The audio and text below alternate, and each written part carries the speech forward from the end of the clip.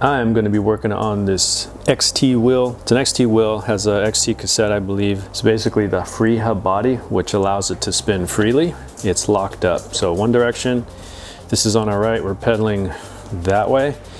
And then if we're going to free spin, this should be able to allow us to free spin with no issues or spin backwards.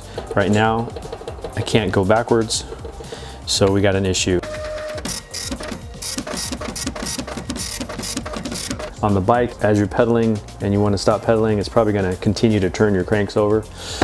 So it's either you're feeling it in your legs or it's happening in the repair stand, you're seeing the cranks continue.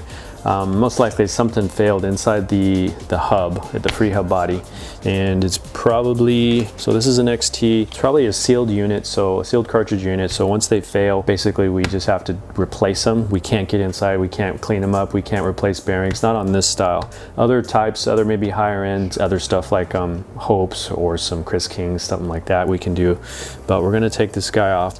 So this wheel is a Shimano WH-M785. That's what it reads on the hub. That's going to be your information for your free wheel or free hub body. Let's go ahead and remove that cassette. Again, I got some other videos on removing cassettes here. Let's use that chain whip, wrap that around real good. And go to this tool and these two, or I'm going to go to the new Park tool. Lock nut. So we got a new hub here. This is a Shimano. It's a FH-M770-S free wheel body unit, and it's just the free hub itself. So this unit right here, this one I believe is most likely steel.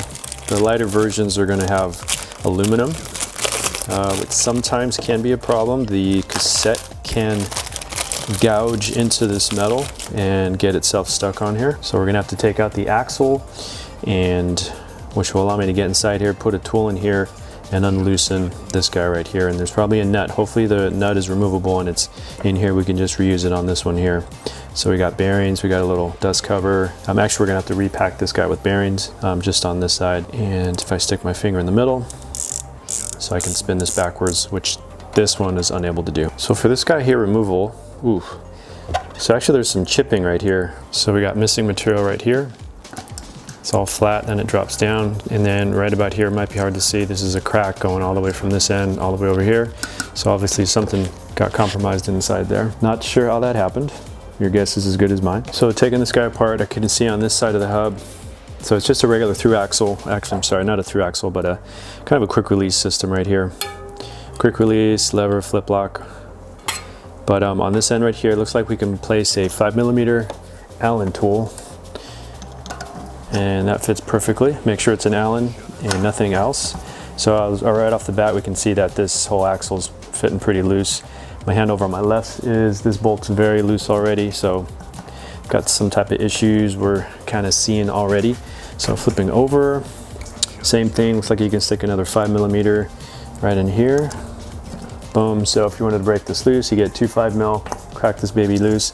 This one's already loose for me, so I'm going to push on this end so nothing comes out. Take this off since that's the one that wants to come off already. And right off the bat, the axle wants to slide out. So keep in mind, you're going to have most likely some loose ball bearings. I believe Shimano's still using loose ball bearings to this day, but we're going to take this rotor off, get it out of the way.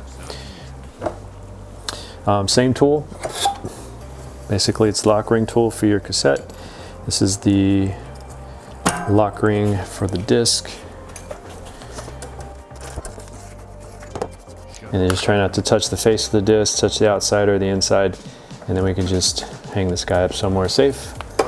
Keep that from getting grease. And now we'll go back and take this end guy off. This is our end cap. Basically, that's our lock nut. And we got a very thin washer. When you're taking stuff apart, put it all in order on the table, left side, right side, and then we have our lock, or actually our adjusting cone. So this is typically not very hard, it's loose because we're making contact with the bearings. It's not going to be too tight, we're just getting play out of the system, but also don't want to put too much pressure on the bearings, allowing the wheel to move nicely. So there's going to be bearings, probably loose bearings on this side. Maybe use a paper towel, put all your goodies on, and maybe take notice that there is a top and bottom for these nuts or washers. So when you put them back on, it might be top and bottom specific. This is our cone nut. This is the one that makes contact with the bearings. Has a little concave area where the ball bearings are rolling. Nice chrome polished area. Boom. Bearings are right inside there.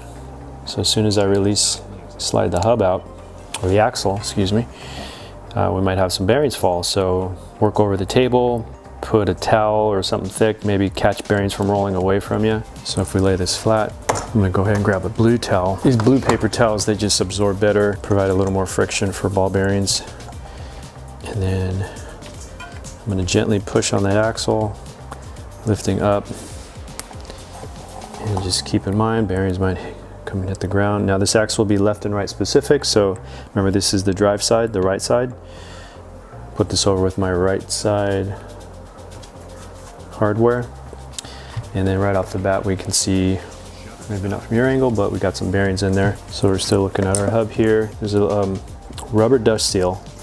Now don't let the rubber dust seal fool you. Most likely it has metal inside it, so if you pull this out, the metal can bend and it may be hard to straighten up. So if you can't get it out successfully, try very gently, just leave it there. You can work around it to clean up things like that. But we got a good portion of like red grease in there. Turn this around.